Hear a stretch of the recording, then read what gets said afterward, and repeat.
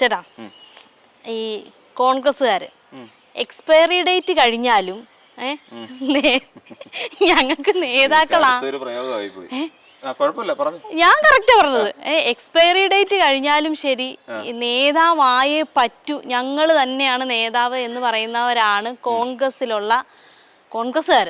കോൺഗ്രസ് ഒരു വിഭാഗം എന്ന് പറയുന്നില്ല, കോൺഗ്രസ്സുകാർ പൊതുവെ. അതാണ് ഞാൻ പറഞ്ഞത്, എക്സ്പയറി ഡേറ്റ് കഴിഞ്ഞാൽ ഞങ്ങളാണ് നേതാവ്, ഞങ്ങളുടെ സീറ്റ് ഞങ്ങൾ വേറെ ആർക്കും കൊടുക്കൂല. അപ്പം അങ്ങനെ വരുന്ന സമയത്ത് ഇനിയിപ്പം നിയമസഭാ തെരഞ്ഞെടുപ്പ് വരുന്നുണ്ട്, അപ്പോൾ പല പാർലമെന്റ് മണ്ഡലങ്ങളും ഒഴിയാനുള്ള ഒരു സാധ്യത കാണുന്നുണ്ട്. തീർച്ചയായിട്ടും ഒഴിയാനുള്ള സാധ്യത പറഞ്ഞാൽ നമുക്ക് തുടക്കം എയിൽ നിന്ന് സ്റ്റാർട്ട് ചെയ്യാം. എയിൽ നിന്ന് സ്റ്റാർട്ട് ചെയ്യുമ്പോൾ ആലപ്പുഴ മണ്ഡലം 100% അവിടെ ഒരു ഒഴിവ് വരാൻ സാധ്യതയുണ്ട്. നമുക്കറിയാം, രാജസ്ഥാനിൽ നിന്നുണ്ടായിരുന്ന ആകെ ഉണ്ടായിരുന്ന ഒരു MP സ്ഥാനം ഉണ്ടായിരുന്നു. ആ രാജസ്ഥാനിലെ ആ MP സ്ഥാനം BJPക്ക് വിട്ടുകൊടുത്തുകൊണ്ട് അദ്ദേഹം ഇപ്പം മന്ത്രിയാണ്, അതിന് പേര് ഭട്ടു എന്ന് പറയുന്നത്. അപ്പം അദ്ദേഹം അവിടുന്ന് കയറിയിട്ട് ഇപ്പം പിന്നെ BJPയുടെ മന്ത്രിയായി അദ്ദേഹം മാറി. അവിടെ അത്രയ്ക്ക് ഉദാരമനസ്കനായ ഒരു നേതാവാണ് ശരിക്കും നമ്മുടെ KC വേണുഗോപാൽ. അപ്പൊ KC വേണുഗോപാൽ എന്തുകൊണ്ട് കേരളത്തിൽ ഇപ്പം കൂടുതൽ അങ്ങോട്ട് പ്രവർത്തന നിരതനായി, കർമ്മനിരതനായി ഇറങ്ങുന്നു? നമ്മൾ നോക്കിക്കഴിഞ്ഞാൽ അറിയാം, തൊഴിലുറപ്പ് സ്ത്രീകളുടെ ഒപ്പം പോയിരുന്നു, കപ്പ കഴിക്കുന്നു, അവരുടെ നിലത്ത് പാവിരിച്ചിട്ട് തൊഴിലിടങ്ങളിൽ പോയിരുന്നു സംസാരിച്ചു. നമുക്ക് കൂട്ടാം, തൊഴിലുറപ്പ് കൂലിയൊക്കെ കൂട്ടി. ഒന്നുണ്ട്, കുറെ നാൾ പുള്ളി ഇതിനകത്തൊന്നും ഇല്ലായിരുന്നു, ഫെയിമിലൊന്നും അപ്രത്യക്ഷമായിരുന്നു. അത് കാര്യം പിന്നെ അന്ന് പെട്ടി പിടിക്കണമായിരുന്നു, നമ്മുടെ രാഹുൽ ഗാന്ധിയുടെ പെട്ടിയും കുടയൊക്കെ പിടിച്ചോണ്ട് പോവാം, കോളാമ്പിയും കൊണ്ട് നടക്കണം, ഇങ്ങനെയുള്ള ദുശീലങ്ങളിലായിരുന്നു KC വേണുഗോപാൽ. അപ്പൊ അങ്ങനെ ആ KC വേണുഗോപാൽ ഇപ്പൊ വന്നിട്ട് ഇവർക്കൊപ്പം ഇരിക്കുന്നു, തൊഴിലുറപ്പ് സ്ത്രീകളുടെ ഒപ്പം ഇരിക്കുന്നു, അവരുടെ കപ്പ കഴിക്കുന്നു, കപ്പയും മുളകരച്ചതൊക്കെ. അത് നമ്മുടെ ഒരു നാട്ടുഭക്ഷണമാണല്ലോ. ഈ നാട്ടുഭക്ഷണമൊക്കെ കഴിച്ചിട്ട് അവരോട് PR വർക്ക് എടുക്കുന്ന കാര്യത്തിൽ ഇവരൊക്കെ കോൺഗ്രസ്സുകാരെ കഴിഞ്ഞിട്ടേ ഉള്ളൂ. അത് പണ്ട് ഇത് ഈ PR വർക്കെല്ലാം ശുദ്ധ കോമാളിത്തരമായിരിക്കും എന്നുള്ളതാണ് നമുക്ക് മനസ്സിലാക്കേണ്ട വേറൊരു കാര്യം. പിന്നെ പണ്ട് കോവിഡ് വന്ന സമയത്താണ് പിന്നെ ഇപ്പം രമേശ് ചെന്നിത്തലയ്ക്ക് ഉസ്മാൻ എന്നുള്ള പേര് വീണേന്റെ കാര്യം ഭയങ്കര PR വർക്ക് പോലെ ചെയ്തതാ. എന്താ ഫോണിൽ വിളിക്കുന്നു, അതുപോലെ ഉസ്മാൻ അല്ലേ? കുവൈറ്റിൽ നമ്മുടെ പിള്ളേർക്കൊക്കെ എങ്ങനെയുണ്ട്, ഞാനെല്ലാം അന്വേഷിക്കുന്നുണ്ടെന്ന് വരുത്തി തീർക്കാൻ വേണ്ടി ഏതോ ഒരു ക്വാളിറ്റി കുറഞ്ഞ ഫോണൊക്കെ എടുത്ത് വെച്ചുകൊണ്ട് ഒരു PR വർക്ക് നടത്തി.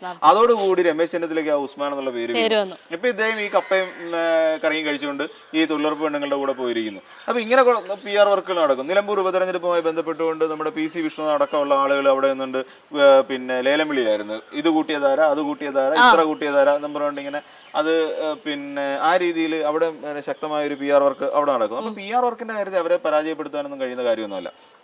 പിന്നെ മറ്റൊരു കാര്യം എന്ന് പറഞ്ഞാൽ, ഒന്ന് ഞാനിപ്പോൾ പറഞ്ഞ KC വേണുഗോപാൽ അവിടെ നിന്ന് കള ഒഴിയാൻ നിൽക്കുകയാണ്. 2 ഷാഫി പറമ്പിൽ എന്ന് പറയുന്ന ഒരാൾ വടകരയിൽ നിന്ന്, വടകര ഇനിയിപ്പം KK രമയ്ക്ക് കിട്ടുമോ ഇല്ലയോ എന്നുള്ളത് നമുക്ക് രണ്ടാമത് ചർച്ച ചെയ്യേണ്ട കാര്യമാണ്. വടകരയിൽ നിൽക്കുന്ന MP ആണ് ഷാഫി പറമ്പിൽ. ഷാഫി പറമ്പിൽ 100% സ്വന്തം മൂക്കിന്റെ പാലം കളഞ്ഞിട്ടാണ് ഷാഫി പറമ്പിൽ നിയമസഭാ തെരഞ്ഞെടുപ്പിലോട്ട് വരാൻ നിൽക്കുന്നത്. അപ്പം അങ്ങനെ നിൽക്കുന്ന മൂക്കിന്റെ പാലം കളഞ്ഞത് വേറൊരു ഉദ്ദേശം, അത് വേറൊരു ഉദ്ദേശം ഉണ്ടായിരുന്നു. വേറെ തനിക്ക് ഏറ്റവും പ്രിയപ്പെട്ടവനായ തന്റെ പിൻഗാമിയായ ഒരാൾ ഒരു മുഖ്യധാര രാഷ്ട്രീയത്തിലേക്ക് സജീവമായി എത്തിക്കാൻ വേണ്ടിയിട്ട് നടത്തിയ ഒരു അധമ പ്രവൃത്തിയായി പോയി അത്. അപ്പം അങ്ങനെ അവിടെ വന്നു നിന്നുകൊണ്ട് ഷാഫി പറമ്പിൽ എന്ന് പറയുന്ന ഒരാൾ അവിടെ നിന്നുകൊണ്ട് പ്രവർത്തിച്ചുകൊണ്ട് വടകര എന്ന് പറയുന്ന, പക്ഷെ വടകര അല്ലെന്നില്ല പേരാമ്പ്ര, ഇവിടെ ഏതെങ്കിലും ഒരു മണ്ഡലത്തിൽ നിന്നുകൊണ്ട് നിയമസഭയിലേക്ക് മത്സരിക്കാൻ ഒരുങ്ങുന്ന ഒരാളാണ് ഷാഫി പറമ്പിൽ. അപ്പം ഷാഫി പറമ്പിൽ അങ്ങനെ വടകര ഒഴിയുന്ന കാര്യം ഏതാണ്ട് എന്നല്ല പൂർണ്ണമായും നമ്മുടെ മുന്നിൽ വളരെ ക്ലിയർ പിക്ചറായി നിൽക്കുന്ന ഒരു കാര്യമാണ്. പിന്നെ ഇങ്ങോട്ട് വന്നു കഴിഞ്ഞാൽ നമ്മുടെ മാവേലിക്കര എന്ന് പറയുന്ന ലോക്സഭാ മണ്ഡലം, നമ്മുടെ കൊടിക്കുന്നിൽ ഇപ്പൊ കാണിച്ചു കൂട്ടിക്കൊണ്ടിരിക്കുന്നത് എങ്ങനെ, സ്വന്തം നാട്ടിൽ പോലും BJP വിജയിപ്പിച്ച ഒരാളാണ് കൊടിക്കുന്നിൽ.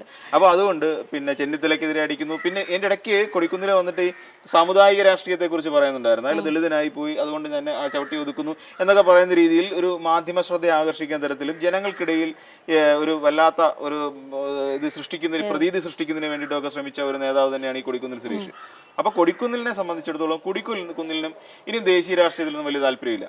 എന്തുകൊണ്ടാണ് ഇവരൊക്കെ ഇപ്പം നമ്മുടെ KC വേണുഗോപാലാണെങ്കിലും ഷാഫി പറമ്പിലാണെങ്കിലും ഈ പറയുന്ന കൊടിക്കുന്നിൽ സുരേഷ് ആണെങ്കിലും 3 പേരെ നമ്മൾ ആദ്യം എടുക്കുക. ഇവർ 3 പേരാണെങ്കിൽ തന്നെയും ഇവർക്ക് ആർക്കും ദേശീയ രാഷ്ട്രീയത്തിൽ ഇനിയും ഒരു ഭാവിയില്ല, ഇരുളടഞ്ഞ ഭാവിയാണ് എന്നുള്ള കാര്യം അവർക്ക് വ്യക്തമായി ബോധ്യപ്പെട്ടു കഴിഞ്ഞു. രാഹുൽ ഗാന്ധി എന്ന് പറയുന്ന ഒരാളെ മുന്നിൽ നിർത്തിക്കൊണ്ട് തങ്ങൾക്ക് ഒരിക്കലും ഈ ദേശീയ രാഷ്ട്രീയത്തിന്റെ ഒരു പിന്നെ അധികാരത്തിന്റെ ഒരു പദവിയിലെത്താൻ കഴിയില്ല എന്ന് 100% അവർ അടിയുറച്ച് വിശ്വസിക്കുന്നു. കാര്യം ഇവർക്കല്ല രാഹുൽ ഗാന്ധി എടുത്തു പൊക്കിക്കൊണ്ട് നടക്കുന്നതല്ല, ഇവർക്കാർക്ക് രാഹുൽ ഗാന്ധിയോട് വിശ്വാസമൊന്നുമില്ല, യാതൊരു കോൺഫിഡൻസും ഇല്ല.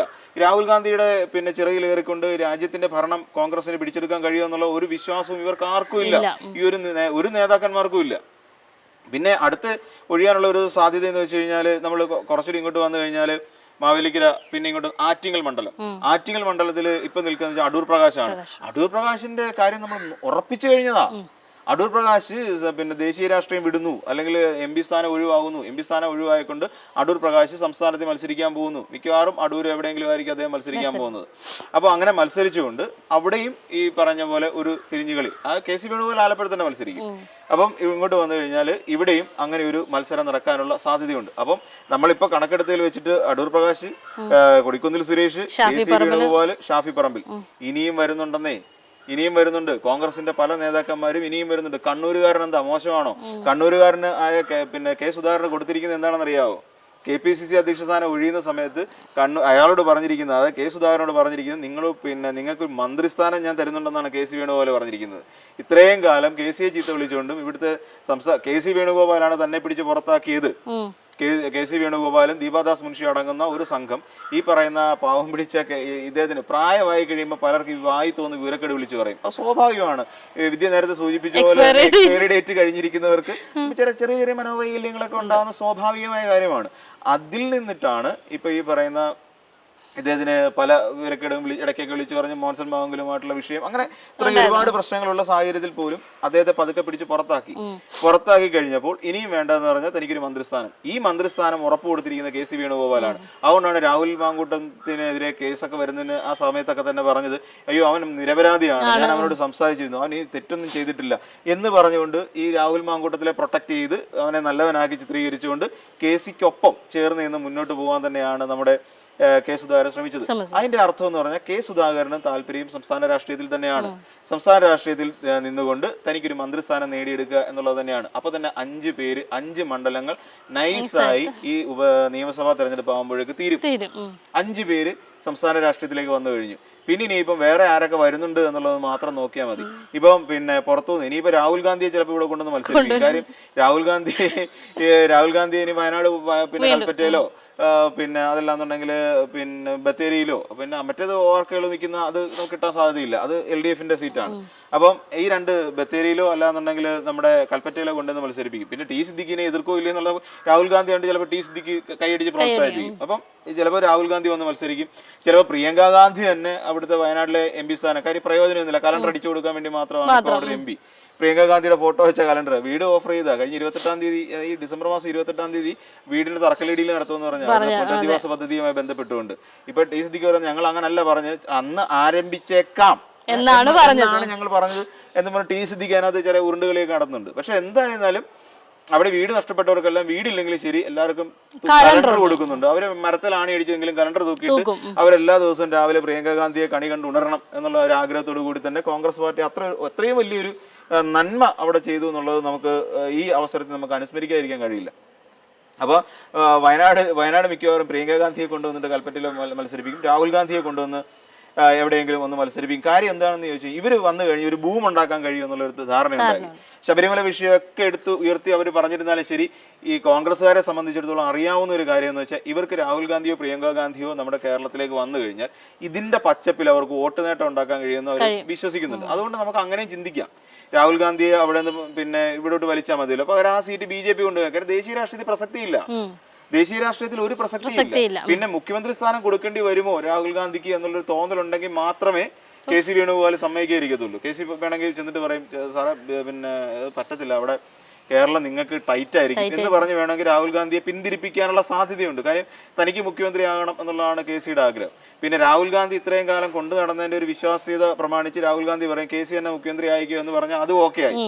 അപ്പോൾ അങ്ങനെ തുടങ്ങി കുറെ അധികം സീറ്റുകളിൽ ഇപ്പം വ്യാപകമായ ഒഴിവ് വരാൻ പോവുകയാണ്.